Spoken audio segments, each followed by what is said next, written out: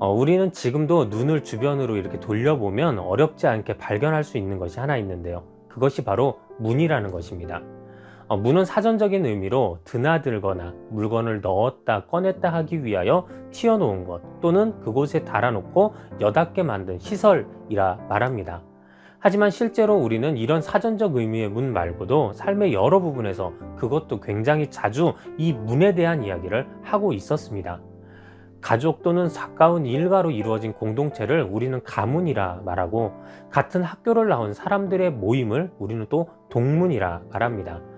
또 좋은 학교나 이름 있는 집안을 가리켜서는 명문이라고 말하고, 때로는 출세의 관문을 가리켜서 등용문이라 말하기도 합니다. 게다가 가끔은 사역 중에 자녀의 취업을 위해 기도하는 분들을 보다 보면 그분들이 직장에 들어가게 해달라고 그렇게 기도하시는 것이 아닌 직장 문에 들어가게 해달라고 그렇게 기도하시는 분들도 저는 본 적이 있었습니다. 이처럼 문은 단순히 우리가 매일같이 열고 닫는 문의 개념을 떠나서 한 공간에서 전혀 다른 공간으로의 이동이나, 또한 어떤 자리나 공간에 들어가기 위한 합당한 조건을 처음으로 평가받는 자리라는 의미도 함께 가지고 있는 것입니다.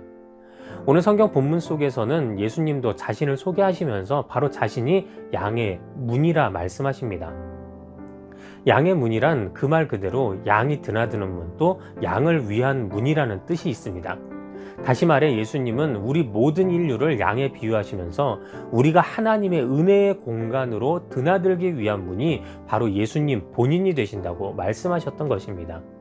물론 이 양의 문이라 말씀하신 것의 의미를 더욱 자세하게 알기 위해서는 우리를 비유하신 양이 어떤 존재인지에 대해 더 자세히 알아보는 것도 좋지만, 이는 우리가 다음번에 살펴볼 선한 목자 되신 예수 그리스도 때 자세히 알아보도록 하고, 오늘은 예수님께서 자신을 지칭하여 말씀해 주셨던 문에 더욱 초점을 맞추어서 여러분들과 함께 말씀을 나누고자 합니다. 오늘 성경 본문 이전인 요한복음 9장에서는 바리새인들과 예수님의 불편한 만남이 이루어집니다. 예수님께서는 날 때부터 맹인되었던 자를 기적적으로 고쳐주셨지만, 바리새인들은 그 맹인이었던 자가 예수님을 하나님께로부터 오신 분이라 고백하는 소리를 듣고 그를 출교시켜 버립니다.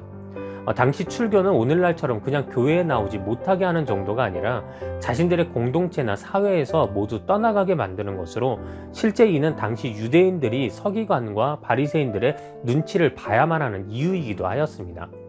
이 모든 사실을 알게 되신 예수님은 그 바리새인들에게 요한복음 9장 41절에 너희가 맹인이 되었더라면 죄가 없으려니와 본다고 하니 너희 죄가 그대로 있느니라 라고 말씀하시면서, 바리새인들은 육체적인 눈은 뜨고 있으나 도리어 영적 은혜의 눈은 감겨있는 영적 맹인이 된 그들의 모습을 질타하셨습니다.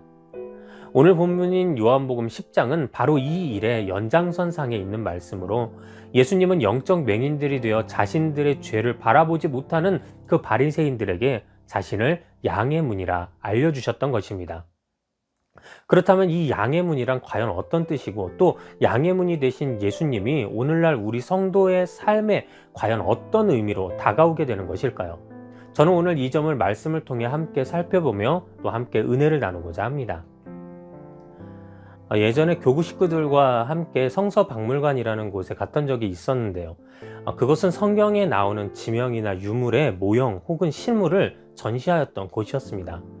그날 저희들이 그곳에 도착하니 한 전도사님이 나오셔서 저희를 맞이해 주셨고, 그분은 저희를 박물관 곳곳으로 인도하시면서 모형 및 실물들을 이해하기 쉽게 설명해 주셨습니다. 그러던 중 저희는 야외에 설치되어 있었던 실제 양의 우리를 보게 되었는데요. 놀라운 것이, 분명 그 전도사님은 이곳이 양의 우리라고 말씀하셨는데 그 안에 있어야 할 양이 보이지 않았던 것입니다. 그래서 저희를 인도하셨던 전도사님께 이 부분에 대해서 물어봤더니 그 전도사님이 대답하시기를, 실제로는 이곳에 실제 양이 존재했었는데 그 박물관 위치가 산이다 보니까 밤에 산짐승들이 내려와서 양을 죽이고 먹이로 다 가져가 버렸다는 것입니다. 그래서 할 수 없이 다른 양이 추가로 공급되기 전까지는 지금은 양의 우리만 관람하셔야 한다고 그렇게 말씀하시는 것이었습니다. 그렇습니다. 실제로 양은 몸에 비해 다리가 가늘고 약하기 때문에 다른 동물들이 위협을 가해와도 절대 뛰어서 도망칠 수 없다 보니 이렇게 종종 산짐승들의 먹이가 되고 말 때도 있는 것입니다. 이는 예수님 시대에도 마찬가지였습니다. 때문에 당시 양을 기르던 목자들은 낮 동안에는 양을 데리고 다니며 풀을 뜯게 하였고, 밤이 되면 목자들이 돌아가며 불침번을 서면서 양 우리의 문을 지키는 문지기 역할을 감당해야만 했던 것입니다. 즉, 양은 외부의 위협으로부터 자신을 지킬 힘이 부족하기에 양 우리의 문을 지켜주는 목자의 도움을 받아야만 밤새 안전하게 양 우리에서 지낼 수 있었던 것입니다. 이는 오늘 본문 속 예수님께서도 자신을 양의 문이라 소개해 주신 이유와도 마찬가지인 것입니다. 예수님께서는 자신은 양을 지키는 문이기에 우리에게 생명을 얻게 하고 더 풍성히 얻게 하려 하신다고 말씀하시지만, 이와는 반대로 도둑은 우리를 죽이고 멸망시키려 할 뿐이라고 말씀해 주셨던 것입니다. 그렇다면 우리를 죽이고 멸망시키려는 도둑의 특징은 무엇인가요? 먼저 예수님은 그들의 첫 번째 특징으로 문이 아닌 다른 데를 넘어서 들어오는 자들이라 말씀해 주십니다. 쉽게 생각해서 우리 집에 누군가 열쇠를 문을 열고 당당하게 들어오면 그는 분명 우리 집 식구일 것입니다. 하지만 누군가 문이 아닌 창문을 열고 몰래 들어오려 한다면 이는 십중팔구 이 집의 물건을 훔쳐가기 위한 도둑이요 강도인 것입니다. 마찬가지로 오늘 예수님은 자신을 양의 문이라 말씀해 주시면서 자신을 통하여 들어온 것이 아닌 모든 것은 다 우리를 죽이고 멸망시키고자 우리에게 악한 목적을 가지고 다가오는 강도요 절도라고 말씀해 주셨던 것입니다. 또 두 번째 도둑의 특징은 양의 문이신 예수 그리스도보다 먼저 온 자들이라 그렇게 예수님은 말씀해 주셨습니다. 그런데 우리는 여기서 좀 이상하게 생각할 수도 있습니다. 예수님보다 먼저 온 자가 절도요 강도라면 그럼 예수님보다 먼저 왔던 침례요한 같은 사람도 다 도둑이요 강도인가? 라고 생각할 수도 있다는 것입니다. 하지만 이는 이 먼저라고 하는 단어를 우리나라식으로 잘못 해석했기 때문에 나타나는 오류들로, 실제 오늘 본문 속에서 쓰여졌던 나보다 먼저 온 자라는 단어의 원어 뜻은 나보다 앞서 행하는 자라는 의미를 가지고 있는 것을 우리는 기억해야 할 것입니다. 다시 말해서 예수님께서는 그리스도인, 즉 구원자인 나보다 앞서서 양을 자기 뜻대로 인도하려 하는 자는 다 강도요 도둑이라 말씀하셨던 것입니다. 이처럼 예수님께서는 문이 아닌 다른 데를 통해 넘어서 들어오는 자, 그리고 양의 문인 예수님 자신보다 앞서서 양을 인도하려고 하는 자, 그들 모두가 절도요 강도며 그가 곧 우리를 죽이고 멸망시키려 하는 악한 도둑들이라 말씀하셨던 것입니다. 특히 예수님께서는 이 말씀을 당시 종교 지도자들이었던 바리새인들에게 해주셨는데요. 실제 성경을 통해서 보면 예수님은 이 바리새인들에게 마태복음 23장 13절에 화 있을진저 외식하는 서기관들과 바리새인들이여, 너희는 천국문을 사람들 앞에서 닫고 너희도 들어가지 않고 들어가려 하는 자도 들어가지 못하게 하는도다 라고 말씀하셨고, 또 마태복음 23장 15절에는 화 있을진저 외식하는 서기관들과 바리새인들이여, 너희는 교인 한 사람을 얻기 위하여 바다와 육지를 두루 다니다가 생기면 너희보다 배나 더 지옥 자식이 되게 하는도다 라고 말씀하시면서 하나님의 뜻이나 백성들의 영적 구원과는 상관없이 자신들의 전통과 의미 없는 율법적 행위들만을 강조하며 다른 이들을 결국 지옥 자식이 되게 해버렸던 그 바리새인들을, 그리고 또한 그 당시 종교 지도자들을 이와 같이 질타하셨던 것입니다. 그러니 그들은 예수님이 보시기에 하나님이 사랑하는 인류의 생명을 지옥불에 떨어뜨리는 강도요 절도였으며 또한 도둑들이었던 것입니다. 때문에 예수님은 우리가 듣고 따라야 할 음성은 바로 이런 도둑들의 음성이 아닌 예수 그리스도의 음성만을 듣고 따라가야 한다고 분명하게 말씀해 주신 것입니다. 이는 오늘날 우리 모든 크리스찬들이 마음에 새겨야 할 말씀입니다. 우리 역시 우리 주변에 있는 도둑들, 잘못된 목회자들, 또 잘못된 사역자들, 또 잘못된 성도들로 인해 상처받게 되고 믿음의 큰 흔들림을 경험하게 되기도 하는 때가 있기 때문입니다. 예전에 사역하던 교구에 혼자서 개인 사업장을 운영하셨던 한 젊은 여자 집사님이 계셨습니다. 그런데 하루는 저에게 잠시 상담할 것이 있다고 하시면서 찾아오셨는데 그 상담 내용은 상당히 충격적이었습니다. 내용인즉슨 집사님은 어느 직장인 선교단체에서 한 여자 목사님을 알게 되었고, 나중에 친분이 생기면서 몇 번 자신의 사업장에 그 목사님을 초대해 기도를 받게 되었답니다. 그런데 그때부터 점점 그 목사님은 집사님께 많은 것을 요구하기 시작하였는데, 때로는 신앙적 일이 아닌 목사님 가정일까지 집사님을 통해 도울 것을 요구하셨고, 때로는 물질을 요구하기도 하셨고, 하다못해 그분 사업장에 그 목사님의 남동생을 취업시킬 것까지 요구하게 되었던 것입니다. 그러던 중 집사님께서 이 모든 것이 부담이 된다고 그 목사님께 솔직하게 말하니, 그 목사님은 하나님의 종인 목회자의 말을 그와 같이 어기면 당신 벌 받습니다 라고 겁을 주면서 절대 이 사실을 교회에 알리지 말라 말씀하시고는 이 집사님의 집 바로 옆집으로 이사까지 오면서 집사님을 단속하기 시작하셨던 것입니다. 나중에 한 사실이지만 그 목사님은 목회 활동도 하지도 않는 분이셨고, 목사 안수를 어디서 받았는지도 불분명한 분이셨습니다. 다행히 이 일은 교회 차원에서 나서게 되면서 잘 마무리할 수 있게 되었고, 집사님은 그 목사님과의 관계를 끊을 수 있게 되었던 것입니다.